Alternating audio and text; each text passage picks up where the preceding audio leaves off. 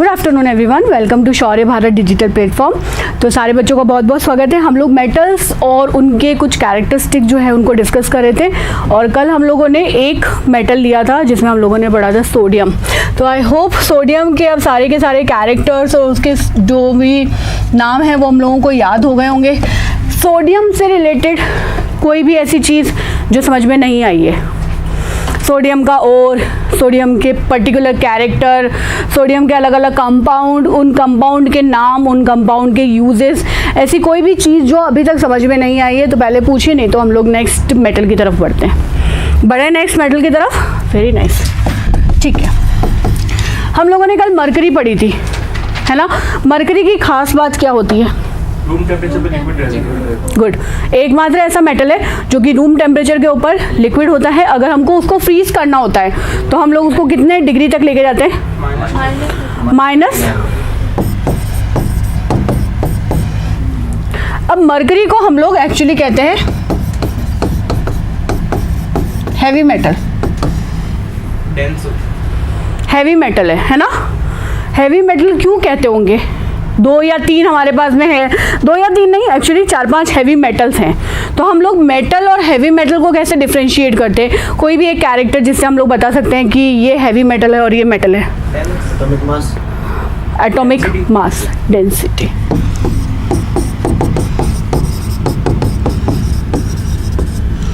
तो उसमें से पहला हमारे पास में मरकरी आता है, आगे जाके हम लोग कैडमियम भी पढ़ेंगे।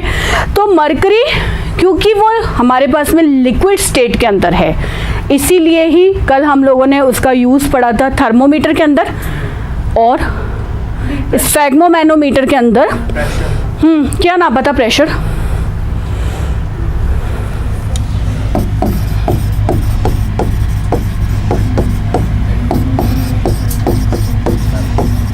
घर जाके पढ़ा है किसी ने ये? बैरोमीटर और मैनोमीटर में डिफरेंस क्या होता है? नहीं पढ़ा, ठीक है।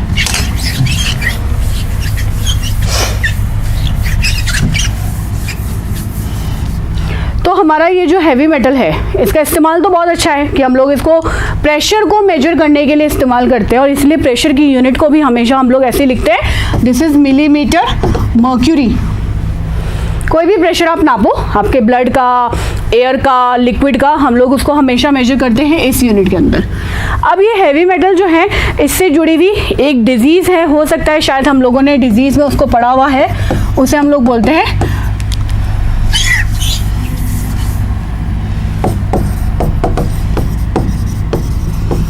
मिनामटा डिजीज। कोई भी इसको मीना माता डिजीज़ नहीं बोलेगा। डिजीज़ का नाम है मिनामटा डिजीज़। ये एक्चुअली मिनामटा नाम की जगह पे सबसे पहले डिस्कवर हुई थी, ठीक। तो वहाँ के लोग जो थे उनका ड्रिंकिंग वाटर जो था उसके अंदर मर्क्यूरी की कॉन्सेंट्रेशन ज़रूरत से ज़्यादा हो गई। तो कई सारे लोगों को ये बीमारी डिस्कवर हुई और जो जहाँ पर डिस्कवरी हुई है उसी के ऊपर इसका नाम रखा गया है और ये होती है मर्क्यूरी की पॉइजनिंग से। तो मरकरी हमारी बॉडी के अंदर नहीं जाना चाहिए, वो एक पॉइजन की तरह काम करता है। क्यों पॉइजन की तरह काम करता है? क्योंकि वो एक हैवी मेटल है। जब हम मेटल की बात करते हैं तो मेटल कभी भी पॉइजन नहीं बनता। आप कितना भी मेटल जो है उसको खा लो, आप लोहा खाते हो, कॉपर पीते हो, और क्या क्या खाते हो?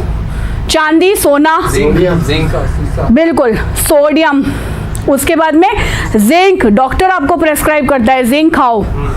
तो ये सब मेटल है। कैल्शियम सबसे ज़्यादा हम लोगों को या हमारी बॉडी में जो भी मेटल मिलता है उसे हम लोग कहते हैं कैल्शियम, ठीक। सोडियम और क्लोराइड के बिना हमारा लाइफ नहीं चल सकता क्योंकि वो हमारी बॉडी के अंदर क्या करते हैं, हमारी बॉडी के अंदर जितना भी इंडक्शन या कंडक्शन होता है वो सारा का सारा किसकी वजह से होता है? सोडियम, क्लोराइड और तीसरा कौन सा लेंगे?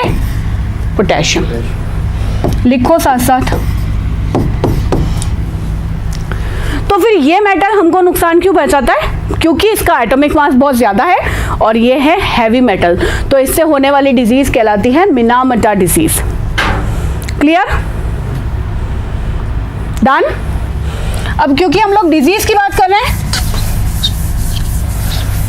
तो एक और चीज पढ़ लेते हैं, कॉपर। माधुरी दीक्षित जी आजकल कॉपर बहुत बेच रही हैं, है ना, कहाँ लगा के बेच रही है, आरओ में। तो आरओ में भी अब हमारे पास में कॉपर है, नीम है, तुलसी है, अदरक है, पता नहीं क्या क्या है, हम लोगों ने डाल दिया। ये कॉपर जो है अगर वो बॉडी के अंदर ज़रूरत से ज़्यादा एक्यूमुलेट हो जाता है, वैसे तो बहुत अच्छा है लेकिन ज़रूरत से ज़्यादा एक्यूमुलेट होता है तो होती है विल्सन डिजीज़। Wilson disease. और विल्सन डिजीज़ हम लोग कैसे कैरेक्टराइज करते हैं, ब्रॉन्जिंग ऑफ स्किन। आप लोगों ने पीलिया का नाम सुना होगा, सुना है? पीलिया को हम लोग कैसे आइडेंटिफाई करते हैं, पीलिया नाम कहाँ से आया? बॉडी पीली पड़ जाती है, बॉडी में आपका स्किन, आपकी आंखें, यस, आपके नाखून, ये सब येलो हो जाते हैं। वैसे ही जब विल्सन डिजीज होती है तो यहाँ पर क्या होता है,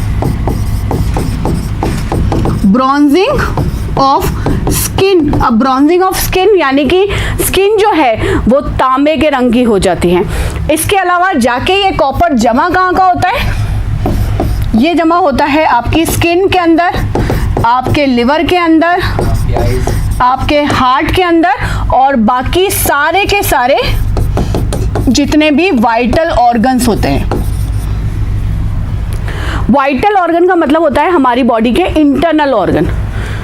जितने भी इंटरनल ऑर्गन हैं उन सबको हम लोग बोलते हैं बॉडी के विसरल ऑर्गन या फिर वाइटल ऑर्गन। तो कॉपर ज़रूरत से ज़्यादा अगर हो जाएगा तो हमें हो जाती है विल्सन डिजीज़। लेकिन कॉपर हमारी बॉडी के लिए ज़रूरी क्यों है?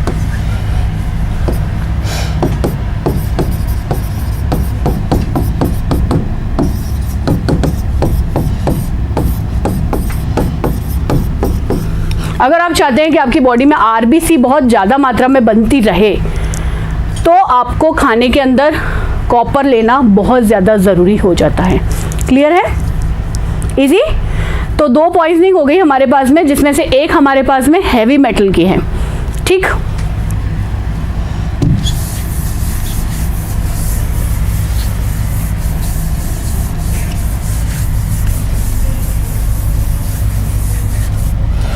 एक और हैवी मेटल जिसे हम लोग बोलते हैं कैडमियम। कैडमियम की पॉइजनिंग होती है तो डिजीज होती है इटाई।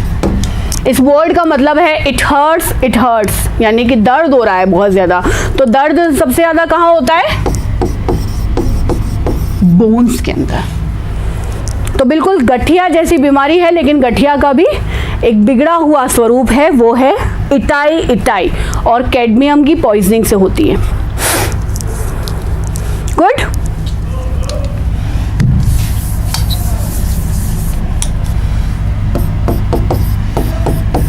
आयरन बॉडी के लिए क्यों ज्यादा जरूरी है?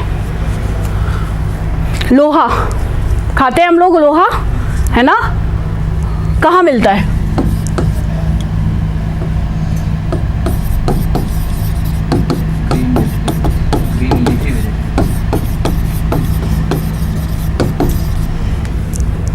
जितनी भी हरी पत्तेदार सब्जियां हैं उनके अंदर आपको आयरन कूट कूट के मिलता है। और उसके अलावा अगर आयरन खाना है तो क्या खाएंगे हम लोग?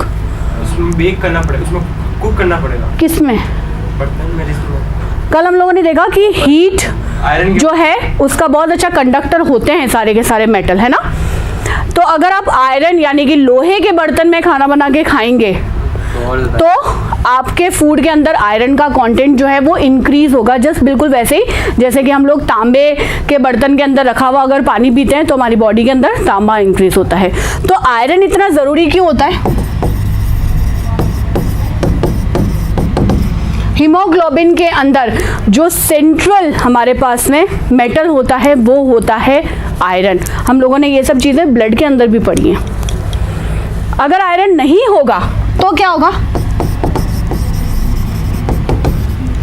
एनीमिया, हिंदी में कहते हैं रक्त अल्पता, खून की कमी हो जा रहा है। और खून की कमी कैसे हो रही है? सेम, आयरन नहीं है तो हीमोग्लोबिन नहीं होगा, हीमोग्लोबिन नहीं है तो आरबीसी नहीं होगी, आरबीसी नहीं होगी तो ब्लड नहीं होगा, ब्लड नहीं होगा तो एनीमिया हो जाएगा और आप कैसा महसूस करोगे अपने आप को? थके थके। क्लियर है?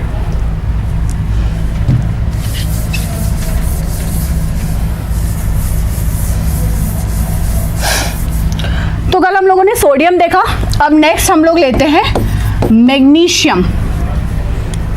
अगर किसी भी चीज़ में मैग्नीशियम बहुत ज़्यादा है तो उसका कलर कैसा हो जाता है?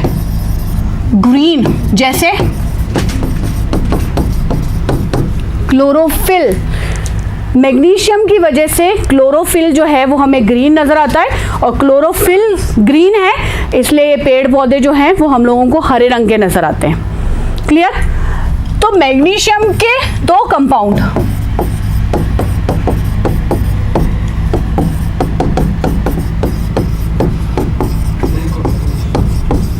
Milk of magnesia, milk of magnesia को हम लोग इस्तेमाल करते हैं एसिडिटी में एज अ एंटासिड। जब एसिडिटी हो जाती है तो जो ग्रीन कलर का या पिंक कलर का मिक्सचर हम लोग पीते हैं वो मैग्नीशियम की वजह से है। ठीक है? उसके अलावा हम इसको इस्तेमाल करते हैं एक्सट्रैक्शन ऑफ शुगर में।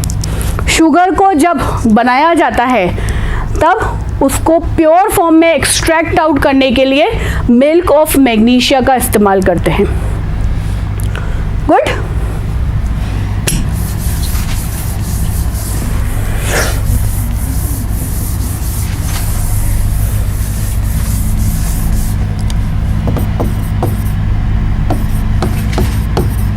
मैग्नीशियम सल्फेट कहलाता है एप्सम सॉल्ट, और ये एक्चुअली पेन रिलीवर की तरह काम करता है। तो अगर आप कभी किसी स्पा में जाते हैं तो वो एप्सम सॉल्ट जो है उसके पानी के अंदर आपके पैरों को, आपके हाथों को डिप करके आपको बिठा देते हैं, तो आपका पेन जो है हाथ पैरों का या आपकी मसल्स का जो अकड़न जकड़न सब है वो सब दूर हो जाती है और आपकी बॉडी रिलैक्स होती है। और एप्सम सॉल्ट को कई बार जो आयुर्वेदिक या जो पंचकर्म के ट्रीटमेंट होते हैं उनके अंदर नहाने के लिए या बेदिंग के लिए भी इस्तेमाल करते हैं। क्यों? क्योंकि बॉडी रिलैक्स होती है, पेन जो है वो रिलीफ होता है। लिखो जल्दी से।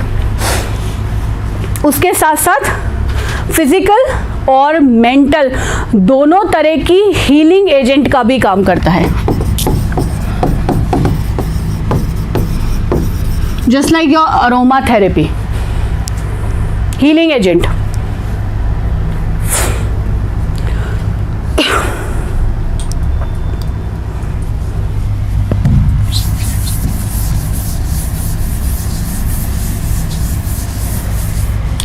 नेक्स्ट मेटल इज सिल्वर, और सिल्वर में सबसे पहले पढ़ेंगे AgNO3, सिल्वर नाइट्रेट। सबसे ज़्यादा सेंसिटिव कंपाउंड होता है, मतलब और कैसा सेंसिटिव? Photo sensitive. फोटो का मतलब हमेशा लाइट होता है, और कैसी light? Sunlight. Photosynthesis that means sunlight की प्रेजेंस के अंदर खाना बनाना। तो यहाँ पर फोटो सेंसिटिव है, इसीलिए इसे हमेशा ब्राउन बॉटल में रखा जाता है। अगर आपने इसे ट्रांसपेरेंट कांच की बॉटल के अंदर रख लिया तो ये सन से एक्सपोज होगा और खराब हो जाएगा। AgNO3 का इस्तेमाल किया जाता है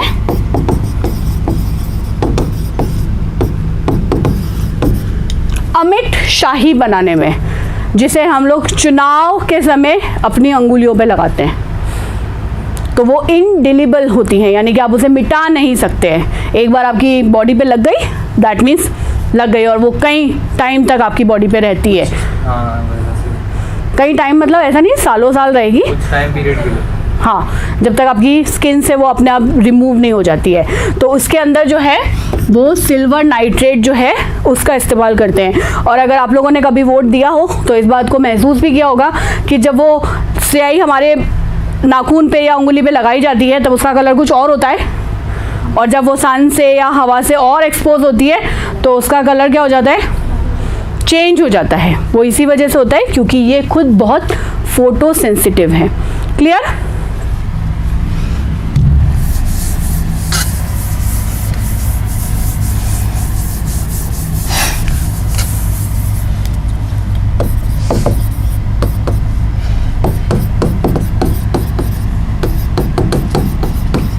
हॉर्न सिल्वर, जो कि सिल्वर का एक और यानी कि उसका अयस्क है। अगर आपको सिल्वर को एक्सट्रैक्ट आउट करना है तो हम किसका इस्तेमाल करते हैं? AgCl का।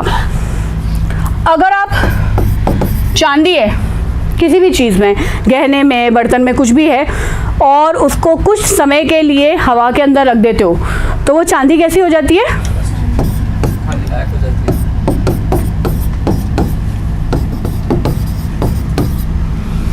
वो इस वजह से होती है क्योंकि एयर के अंदर जो हाइड्रोजन सल्फाइड होती है उसके साथ में वो रिएक्ट करती है और क्या बनाती है? Silver sulphide. तो इस वजह से चांदी जो है हवा के कांटेक्ट में आने से कैसी हो जाएगी? कैसी हो जाएगी? ब्लैक, काली हो जाएगी।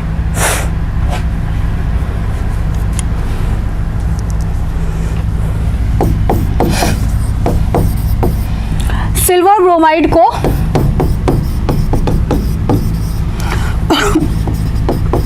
फोटोग्राफी के अंदर सोल्यूशन के रूप में इस्तेमाल किया जाता है। कल हम लोगों ने एक और सोल्यूशन ऐसा पढ़ा था जिसको हम लोगों ने फोटोग्राफी के अंदर इस्तेमाल किया था। क्या था वो सोल्यूशन?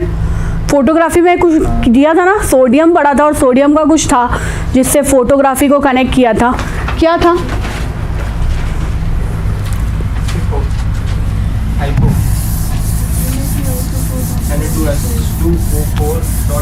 हाइपो। और कहाँ सुना है हम लोगों ने ये हाइपो? सैनिटाइजेशन के लिए, जिसमें कहते हैं ना हाइपो का हम लोगों ने पूरा का पूरा छिड़काव किया है, वो यही हाइपो है जिसको छिड़क रहे हैं हम लोग सैनिटाइज करने के लिए, कोरोना वायरस से बचने के लिए। क्लियर है?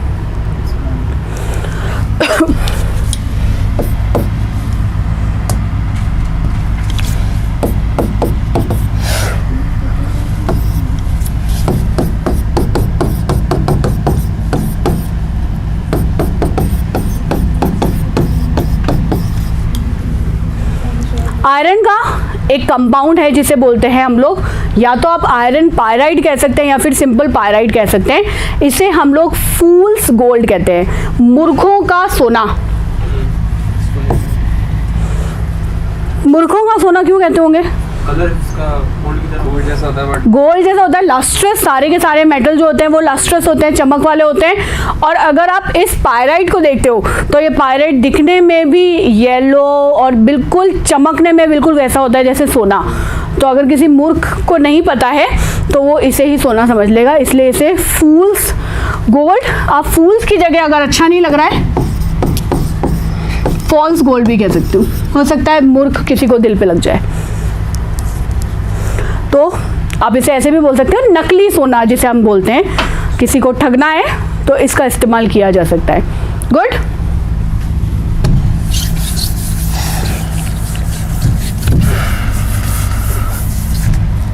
Next is calcium. अगर आपकी बॉडी में कोई मेटल सबसे ज्यादा है तो वो है कैल्शियम। क्यों है वो मुझे बता दो। बोन्स में है और प्लाज्मा में और टीथ, हाँ टीथ के अंदर, टीथ हो गया, बोन्स हो गए हमारे, हमारे प्लाज्मा के अंदर भी है, स्कल बोन्स। चलो उसी में ले लेते हैं हम लोग इसको, हम लोग ले लेते हैं इसको बोन्स के अंदर, उसके साथ में ले लेते हैं दांतों में, उसके साथ में हम लोग क्या ले लेते हैं इसको प्लाज्मा के अंदर। अगर कैल्शियम ना हो तो भले ही आपके ब्लड के अंदर कितने भी क्लॉटिंग फैक्टर है, आपका ब्लड क्लॉट नहीं होगा। ये इतना ज़्यादा इंपॉर्टेंट है। It is actually one of those clotting factor जिसकी ज़रूरत हमेशा हम लोगों को रहती ही रहती है। अच्छा चलो, तो ये हमारे बॉडी के अंदर तो रहता है, तो फ्री फॉर्म में तो रहता नहीं होगा, तो किस फॉर्म में हमारी बॉडी के अंदर रहता है? कैल्शियम फॉस्फेट के रूप में, एंड दैट्स अ सॉल्ट, लवण है, कैल्शियम फॉस्फेट के रूप में रहता है।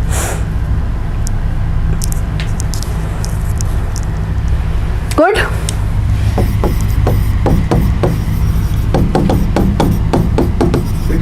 क्विक लाइन,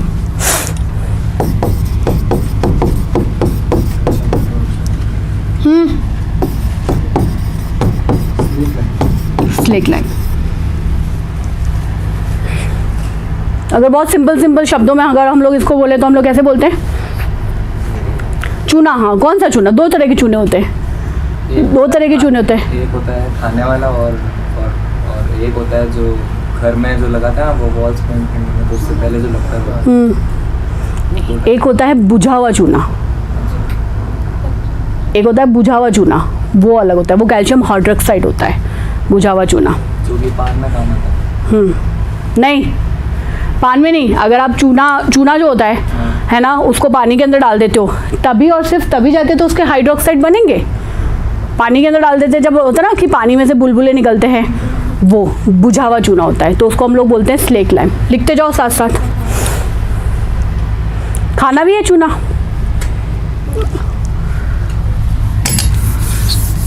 चलो खिला देते फिर, और क्या चूना तुम लोगों को थोड़ा सा।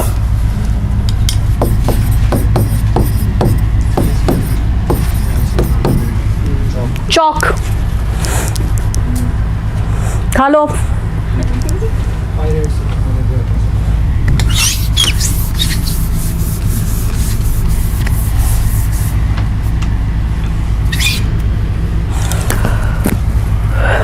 अच्छा, तो कैल्शियम का ना कल एक और पढ़ा था हम लोगों ने, याद है क्या कुछ किसी को? कैल्शियम का एक और पढ़ा था, चलो मैं लिख देती हूँ।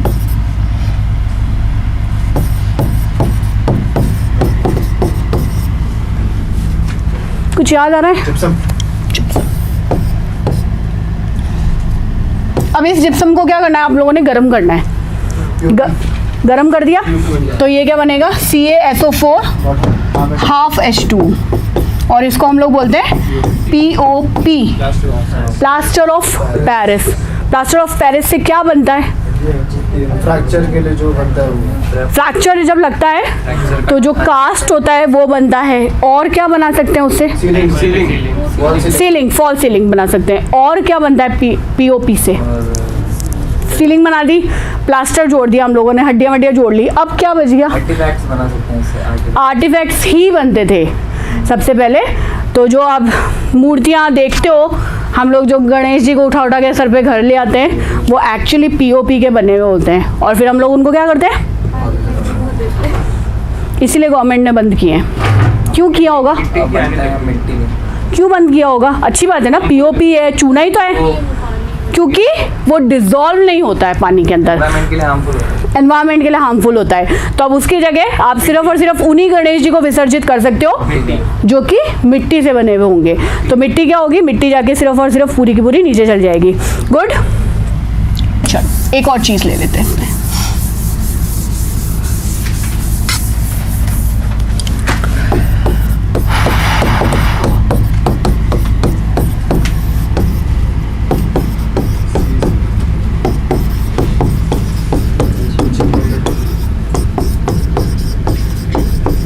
ब्लीचिंग पाउडर, जिससे पानी को साफ किया जाता है।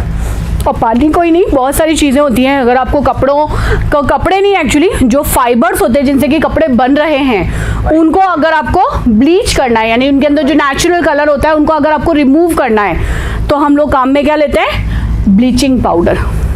कैल्शियम ऑक्सोक्लोराइड,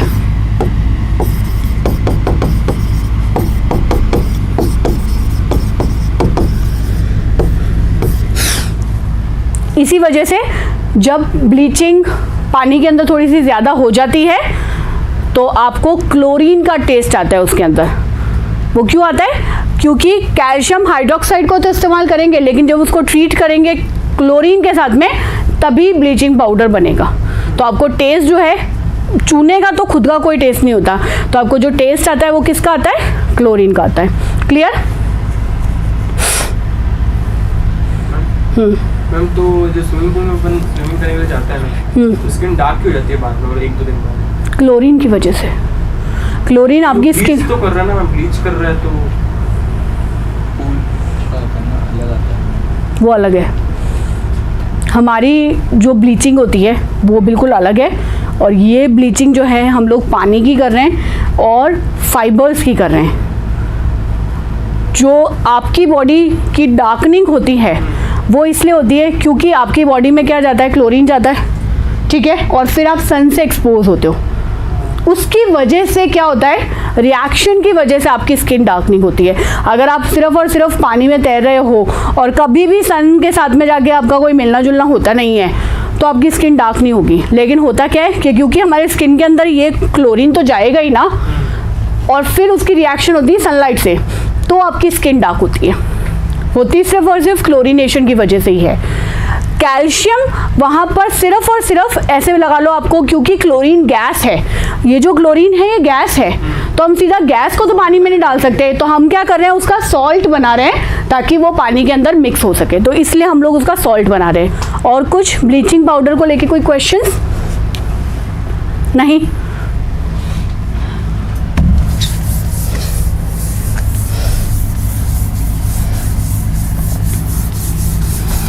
चलिए, तो मेजरली ये सारे के सारे वो मेटल है जिनके कंपाउंड और उनके जो केमिकल नेम्स हैं वो हमेशा एग्जाम में पूछे जाते हैं। कॉमन नेम हमेशा हमें याद रखना है क्योंकि कॉमन नेम से ही पूछा जाएगा। क्विक लाइम क्या होता है, स्लेक लाइम क्या होता है, चौक क्या होता है, पीओपी क्या होता है, जिप्सम क्या होता है। तो इनके फॉर्मूला अगर आपको याद होंगे तभी और सिर्फ तभी जाके आप इनके कॉमन नेम जो है वो याद रख पाओगे।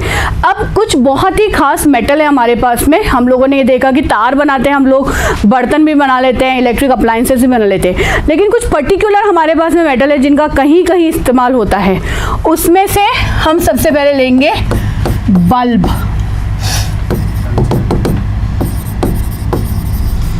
बल्ब का फिलामेंट होता है, बल्ब सब लोगों ने देखा है, टंगस्टन का होता है। हाँ, वो बना हुआ होता है टंगस्टन का, जिसका सिंबल है W। ठीक है, मेल्टिंग पॉइंट ज़्यादा होता है इसलिए, इसी वजह से। नेक्स्ट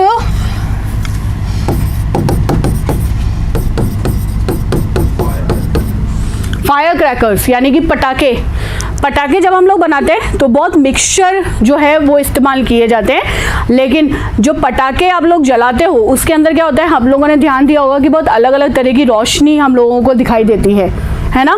तो उसमें अगर आपको एक लाल कलर की रोशनी नज़र आ रही है, यानी कि आपका जो पटाखा है वो जब फूट रहा है या पूरा का पूरा बर्स्ट हो रहा है तो लाल कलर आपको दिखाई देता है, तो वो होता है स्ट्रोंशियम की वजह से। और अगर आपको ग्रीन कलर नज़र आता है तो वो होता है बेरियम की वजह से। गुड।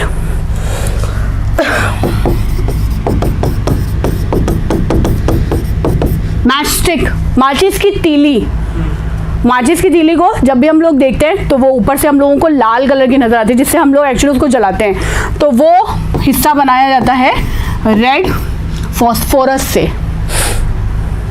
रेड फॉस्फोरस से, क्योंकि वो सबसे रिएक्टिव मेटल माना जाता है। सबसे रिएक्टिव मेटल कल भी हम लोगों ने एक पढ़ा था, क्या था? सोडियम, जिसको हम लोग पानी के साथ में रिएक्ट करवाते हैं तो वो जल उठता है।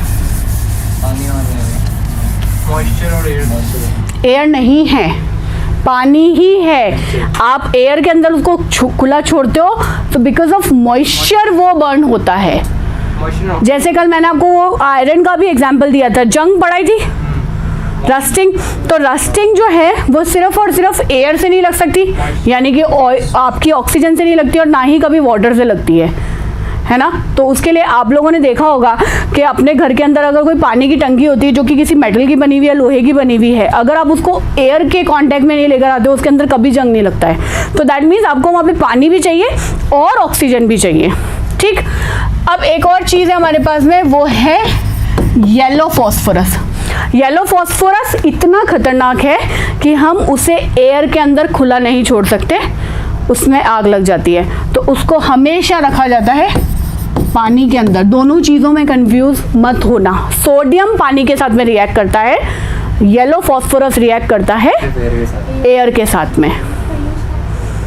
येलो फॉस्फोरस का अगर मैं ये बोल रही हूँ सबसे रिएक्टिव है तो आप कहाँ पर इसका इस्तेमाल करोगे? आपको दे दिया किसमें? ये मैम काम का आता है। वही तो मैं पूछ रही हूँ। अगर मैं आपको बोल रही हूँ एयर के साथ में भी रिएक्ट कर जाता है और किसी चीज़ की ज़रूरत ही नहीं है आपको, क्या बनाओगे? इसमें काम आता है एक्सप्लोसिव बनाने में। एक्सप्लोसिव बनाने में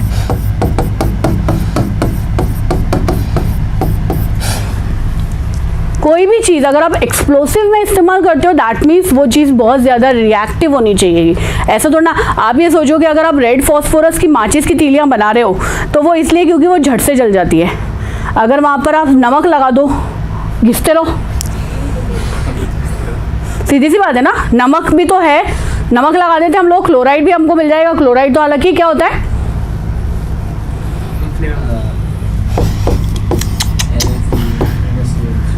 मेटल कौन सा है? Na मेटल है, Cl तो नॉन मेटल है। गैस भी होता है, लिक्विड भी होता है, दोनों होती है। तो लगा दो नमक, लगा के और आराम से बना लो माचिस की तीलियाँ और फिर जलाते रहना उसको आराम से, इतना अगर रिएक्टिव नहीं होगा तो। मैम पर हीट को होल्ड कर लेता ना। किसको? हीट को। कौन? हीट या कहते हैं ना कि नमक के अंदर डाल के रखते तो वो गर्म, हीट को होल्ड करने के लिए काम आता है मैम। हीट को होल्ड करने के लिए जैसे होता है ना, जैसे देखो आप आयरन में से हीट पास करो तो आयरन से जड़ से निकल जाएगी, मतलब वो थोड़ी देर में ठंडा हो जाएगा। नमक बहुत जल्दी ठंडा नहीं होता, गर्म रहता है। जैसे पॉपकॉर्न भी बाहर जो आते हैं वो भी नमक यूज करते हैं। नमक होती है, सैंड होती है, दोनों मिक्स होता है। नमक होती है, नमक सैंड दोनों मिक्स होता है। नमक होता है, सैंड होता है वो, सैंड और नमक दोनों के, हाँ सैंड और वो सॉल्ट दोनों के दोनों मिक्स कर देते हैं, नमक से करते हैं। नमक से करते हैं, हाँ। हीट को ट्रैप करके रखता है। बट फिर भी हम यहाँ पर बात कर रहे हैं, देखो एक होता है हीट को कंटेन करने की कैपेसिटी, दूसरी चीज़ हमारे पास में ये है, अब पानी है, पानी भी हीट को ट्रैप करता है। हाँ। मिट्टी भी ट्रैप करती है, मेटल भी कर रहा है ना। लेकिन आप अपने कंधे पे प्रेस थोड़ी ना लगा लेते हो, लगा लो फिर प्रेस। क्यों नहीं लगा सकती क्या? मेटल क्यों लगा? आपके कंधे में कहीं दर्द हो रहा है तो क्यों पानी का सेक करना है, बर्फ का सेक करना है? ये बोल रहा है सॉल्ट, एप्सम सॉल्ट, सब नमक ही लगाओगे क्या? लगा लो मेटल एक आधा, लगाओ प्रेस को, लगाओ गर्म करके। अब जाके लगा मत लेना। हीट इसलिए एक्सेसिव हीट होती है इसलिए। एक्सेसिव हीट होती है या यूनिफॉर्म होती है? यूनिफॉर्म। बताओ। अच्छा चलो ठीक है, एक बात बताओ, एक आपके पास में मेटल है बेटा, मेटल कुछ भी ले लो, आप ले लो मेटल का, आप कोई भी बर्तन ले लो, ठीक, उसको आपने धूप के अंदर रख दिया और आपने ले लिया, दूसरा ले लिया सैंड, तीसरा ले लिया वाटर, 3 चीज़ें ली आपने। अब मुझे बताओ कि आपने धूप के अंदर जब इनको रखा तीनों को, एक ही टाइम के लिए रखा है, सबसे ज़्यादा गर्म क्या होगा? मेटल। सबसे देर से गर्म क्या होगा? वाटर। सैंड कहीं बीच में आ जाएगा, मीडिएटर का काम करेगा, ठीक। अब मैं आपको ये बोल रही हूँ, आपने उनको धूप से हटा दिया, सबसे जल्दी ठंडा कौन सा होगा? और सबसे कम? वाटर। ये कंसेप्ट काम आता है सी के पास में। आया समझ में? तो हम क्यों पानी से सिकाई कर रहे हैं? क्यों हम लोगों ने प्रेस नहीं लगा ली अपनी बॉडी पे? क्योंकि वो स्लो हो रहा है। पहली चीज यूनिफॉर्मिटी नहीं है उसके अंदर। दूसरा क्या है, ये तेजी से गर्म होगा, थोड़ी सी आपने हीट दी, बहुत ज्यादा गर्म हो जाएगा और बहुत जल्दी ठंडा हो जाएगा। प्रेस के साथ में हमारा यही कॉन्सेप्ट होता है ना, प्रेस क्यों बार बार बंद होती है, हमको वापस उसको ऑन करना पड़ता है। यही एक बार में बहुत तेज गर्म हो जाएगी और फिर क्या होगा?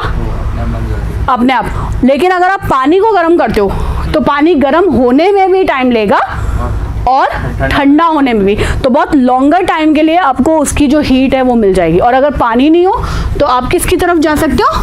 सैंड की तरफ जा सकते हो, नमक कर सकते हो। इसलिए पानी के अंदर क्या डाला जाता है? नमक डाला जाता है। एप्सम सॉल्ट आप लोगों ने देखा, कोई भी सॉल्ट अगर आप पानी के अंदर डालते हो तो क्या होता है, वो जो हीट होती है वो बहुत लंबे समय तक आपको मिलती है। ठीक है, तो कल क्लास को कंटिन्यू करेंगे। तब तक के लिए जय हिंद, जय भारत।